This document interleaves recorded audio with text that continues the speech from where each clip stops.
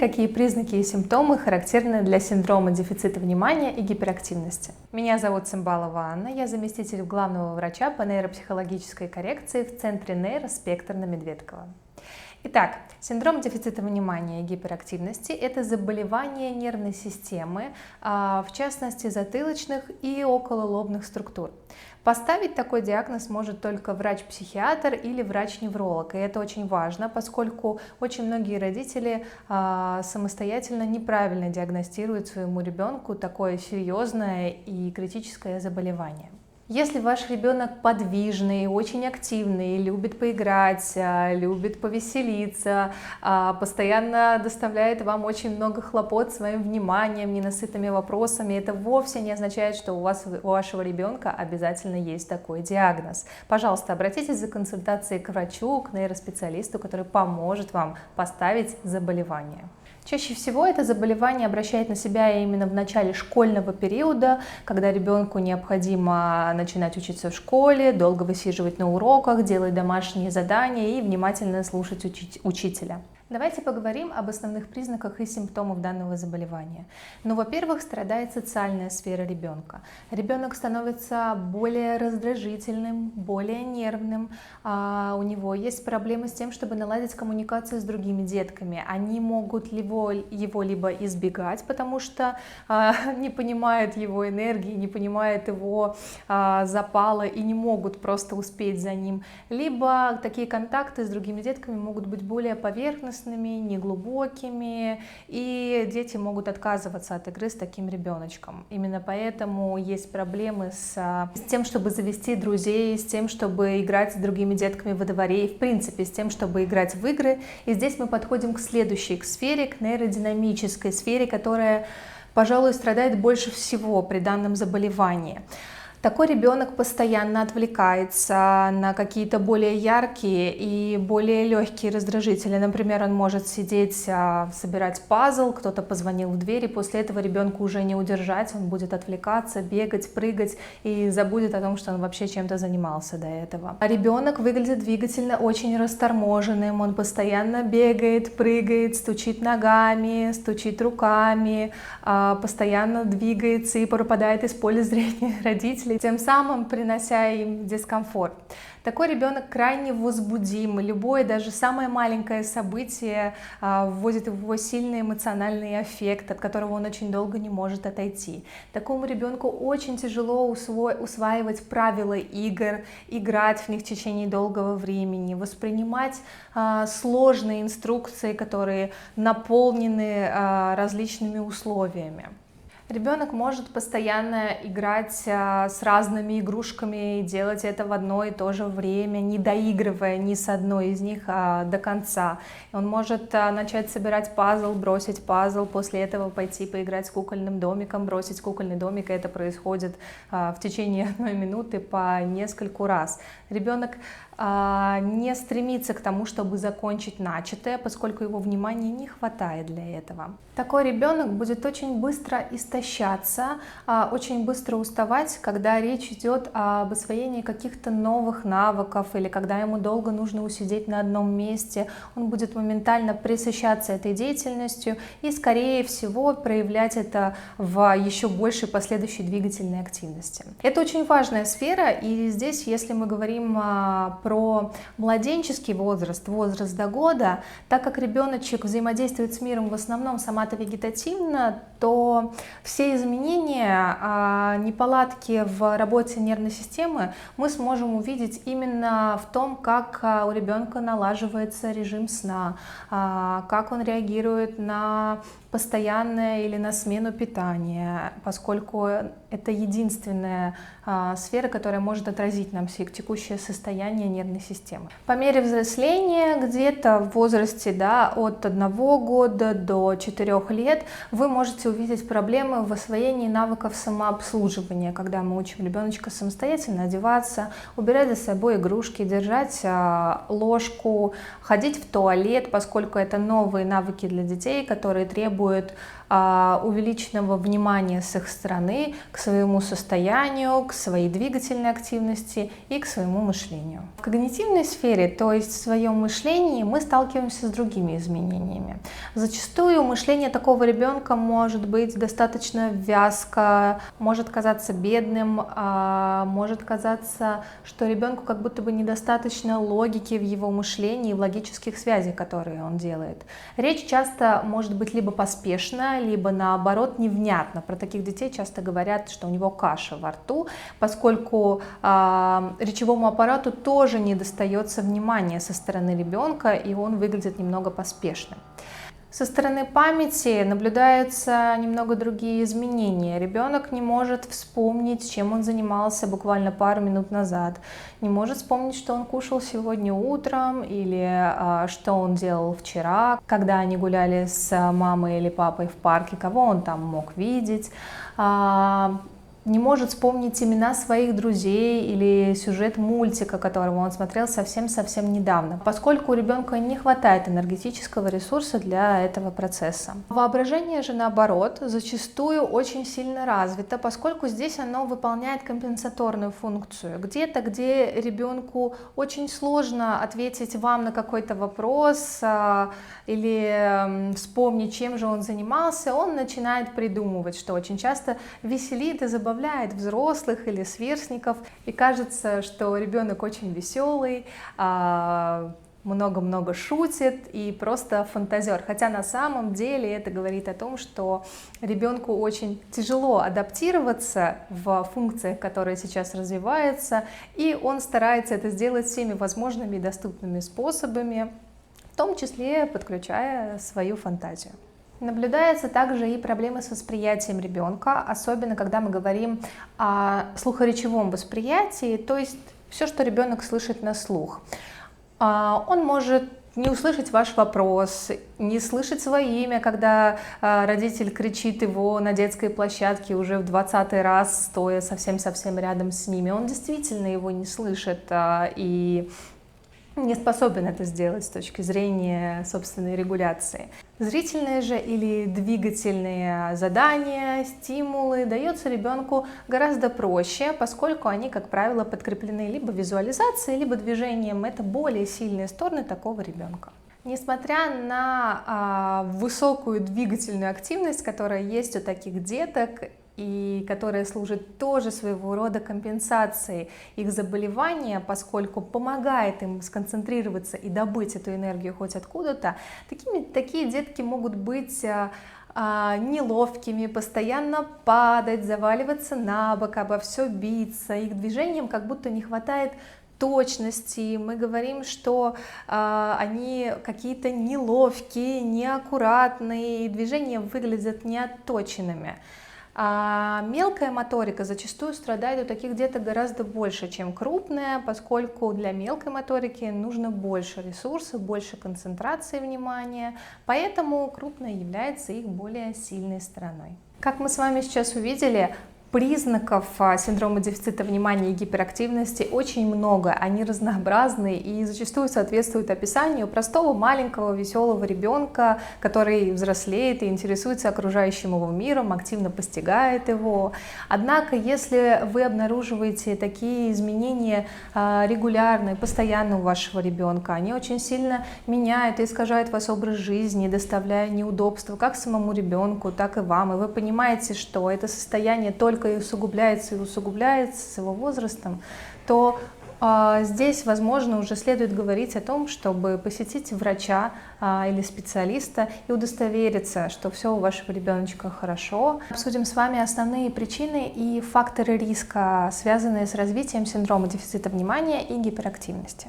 Меня зовут Цымбалова Анна, я заместитель главного врача по нейропсихологической коррекции в Центре Нейроспектр на Медведково. Если мы говорим с вами об основных причинах, которые провоцируют синдром дефицита внимания и гиперактивность, то, конечно же, речь идет о наличии и воздействии различных вредностей на развитие ребенка на разных его этапах. Например, в утробе матери это могут быть различные инфекции, как у ребенка, так и у матери, аномалии развития и другие механические варианты воздействия. Одна из основных причин этого синдрома может заключаться в гипоксии плода, которая появляется первый раз при рождении, когда ребенок рождается синеньким, когда ребенка долго не могут привести в чувство и проводят различные реанимационные мероприятия, и когда имеет место быть в анамнезе обвитие пуповиной.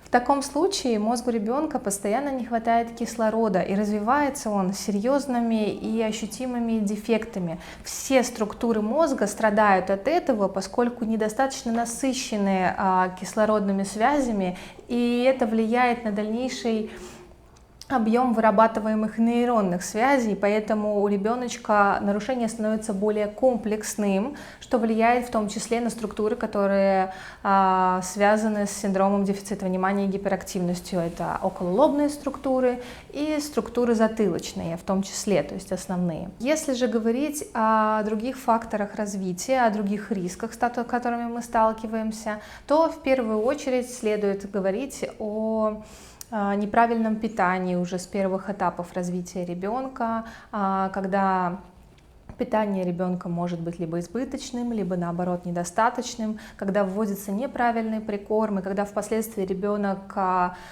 также поглощает большое количество вредностей. Это могут быть углеводы в большом количестве и в регулярном, большое количество сахара тоже сказывается на состоянии ребенка и его гормональном балансе. Следующие факторы риска связаны с нарушением режима сна у ребенка. Например, не вводится регулярный постоянный сон в одно и то же время, есть проблемы с засыпанием, родители спокойно относятся к тому, что их ребенок может и поиграть до ночи, побегать до ночи, родители не вводят обеденный сон, если он необходим ребенку, и родители не наблюдают и не уточняют у воспитателей в детском саду, как спит их ребенок во время сон-часа. Далее мы говорим о неправильном стиле воспитания или неправильных условиях воспитания, когда ребенок воспитывается не по своему возрасту, ему не уделяется достаточное количество внимания со стороны родителей, или наоборот, этого внимания слишком много, и для того, чтобы хоть как-то компенсироваться, ребенок выражает это в своем заболевании, стараясь доиграть свое детство. Следующим фактором риска является раннее начало обучения ребенка, когда он находится еще в периоде активной игры, активного взаимодействия с внешним миром и его познания в игровой деятельности. Это его приоритетная задача в данном возрасте. Родители перегружают своего ребенка началом обучения, учат его счету, учат его алфавиту, дают ему много развивающих карточек в течение всего дня, что в целом хорошо сказывается на развитии ребенка, но не должно превышать допустимое количество времени, поскольку все-таки основная задача детства – это доиграть его перед началом обучения в школе. Все, что мы перечислили сейчас, является именно фактором риска и может спровоцировать, если не сам синдром дефицита внимания и гиперактивность, то отдельные его черты, отдельные его проявления. И не всегда говорит именно о конкретном заболевании нервной системы, а лишь о некоторых поведенческих изменениях, что также важно при работе с таким ребенком. Эффективные методы лечения синдрома дефицита внимания и гиперактивности. Ну, в первую очередь, конечно же, это нейропсихологическая коррекция. Сначала диагностика, где специалист, знающий, какие этапы развития должны были пройти у ребенка, а какие только наступают, поможет ему и покажет вам на дефицитарные сферы, на сферы, которые нуждаются в развитии, которые немного отклонены от своего возраста, и поможет составить ребенку индивидуальную программу развития помощи в его конкретном случае и конкретной ситуации. Специалист через упражнения, через игровой формат, через предоставляемые ребенку задачи на занятии помогает ему восполнить недостающие нейронные связи, разбудить их или создать новые. Специалист проигрывает с ребенком ситуацию развития, которую он должен был пройти самостоятельно, но по ряду причин не смог этого сделать. Это могут быть причины как характера социального, так и характера органического. Делается все максимально возможное для того, чтобы восстановить те структуры, которые должны служить базой для того, чтобы на них уже ложилась надстройка в виде правильных высших психических функций и поведения ребенка. Второй метод — это, конечно же, эффективная психотерапия для ребенка и для его родителей, что тоже немаловажно.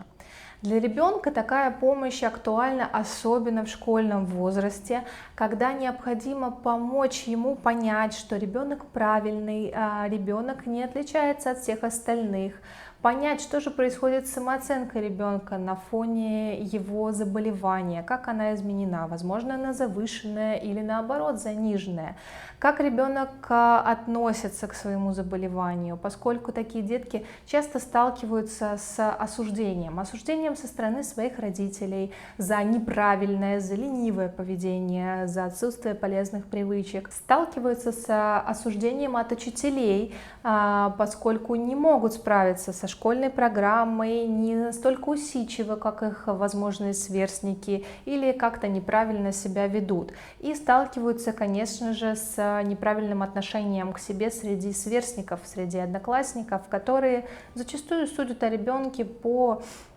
его оценкам, по его возможностям, по его способности к обучению. И, конечно, психотерапия нужна родителям, поскольку они сталкиваются с серьезными психологическими проблемами в воспитании такого ребенка, с серьезной истощаемостью, с проблемами с оценкой своих родительских способностей, с проблемами с объективной оценкой своего ребенка, и также нуждаются в поддержке специалиста. И, конечно же, третий метод — это медикаментозное вмешательство, которое может прописать либо врач-психиатр, либо врач-невролог, которая дается в случае, когда ребенку необходима медикаментозная поддержка, поскольку его нарушение либо слишком давно развивается, либо является слишком грубым. Как синдром дефицита внимания и гиперактивность влияет на обучение? Меня зовут Цымбалова Анна, я заместитель главного врача по нейропсихологической коррекции в Центре Нейроспектр на Медведково. В первую очередь такой синдром, такое заболевание сказывается на успешности освоения учебной программы. Поскольку учебная программа достаточно наполнена, у ребенка проводится несколько занятий, несколько уроков в день, ему необходимо высидеть время урока, внимательно слушая учителя, конечно же, его ресурсов на это не хватает. Также поспешность освоения учебной программы, поскольку она достаточно линейная, не подразумевает наличие каких-то пауз, наличие дробностей в своем освоении. Для ребенка это представляет большие сложности, и он нуждается в индивидуальном подходе, в дополнительном вмешательстве репетиторов, родителей в план обучения школьной программы. Еще одно ярко выраженное влияние этого заболевания на обучение в школе — это сложности социальной адаптации, поскольку ребенок сталкивается с большими проблемами, с большими ожиданиями от самого себя со стороны родителей, которые хотят видеть ребенка успешным, хотят видеть ребенка самым умным, самым правильным, отличником учебы и поведения. Сказываются большие ожидания от учителей, которые ждут освоения своего предмета, ждут уважительного отношения со стороны ребенка, ждут того, что ребенок способен высидеть целый урок, не двигаясь, не бегая, не отвлекаясь, не разговаривая с соседом по парте, и от своих сверстников, поскольку именно в начале обучения ребенок либо принимается, либо не принимается в свой класс, в отдельные группировки, которые образуются там, либо ребенок принимается не в самую правильную группировку детей отстающих, детей, отличающихся неправильным поведением, детей, отличающихся гиперопекой со стороны своих родителей. Такой ребенок может занимать позицию юмориста, весельчака в своем классе и обладать репутацией такого затейника, который вечно шутит, таким образом компенсируя свою неуспешность, свою неспособность хорошо освоить учебную программу и влиться в правильный коллектив, в тот, в который он, возможно, хотел бы влиться. Далее, как следствие, наступают характерологические, поведенческие изменения. Ребенок отказывается учиться совсем, он не хочет вставать в школу, он может сбегать с уроков, он не ведет тетрадки на уроках, не делает домашние задания. Такой ребенок может становиться более раздражительным, упрямым, неуправляемым в глазах учителей и в глазах своих родителей. Самооценка такого ребенка зачастую она либо занижена, либо наоборот критически завышена, чтобы как-то компенсировать свое состояние и защититься от окружающих. Если говорить о других изменениях в характере, то это, конечно, страх неудачи. Ребенок патологически боится совершить неудачу в любом начинании, даже если она уже не связана конкретно со школьной деятельностью. Например, она может быть связана с кружковой деятельностью, ребенок боится ошибиться в танцах, в музыкальных искусствах, в художественной школе, и поэтому либо показывает себя незаинтересованным в этом деле, либо просто отказывается даже начинать. И последнее, наиболее грубое влияние, наиболее серьезное, вытекающее как следствие из большого накопления, такого синдрома дезадаптации ребенка, это, конечно, психосоматические заболевания. Родители таких детей регулярно жалуются на то, что ребенок постоянно болеет, постоянно встает в школу с температурой, хотя потом они могут поехать к врачу, и ребенок может чувствовать себя прекрасно, хотя до этого у него действительно была высокая температура. Такие дети жалуются на регулярные головные боли. Одни из других грубых вариантов нарушений — это, конечно же, недержание, поскольку ребенок сталкивается с большим серьезным влиянием на свою нервную систему, на все остальные системы организма, и где-то просто не может высидеть целый урок, не выходя или боясь попроситься выйти, что ведет к нарушениям в других пищеварительных системах, в кишечных системах и так далее. Среди других нарушений, часто встречающихся у детей с синдромом дезадаптации, это различные гиперкинезы, тики, заикание и другие нервные проявления, когда ребенок может невротично стучать пальцами, дергаться, двигаться, постоянно просыпаться по ночам, после чего уже не может заснуть, что тоже сбивает его режим и нарушает, конечно же, режим родителей.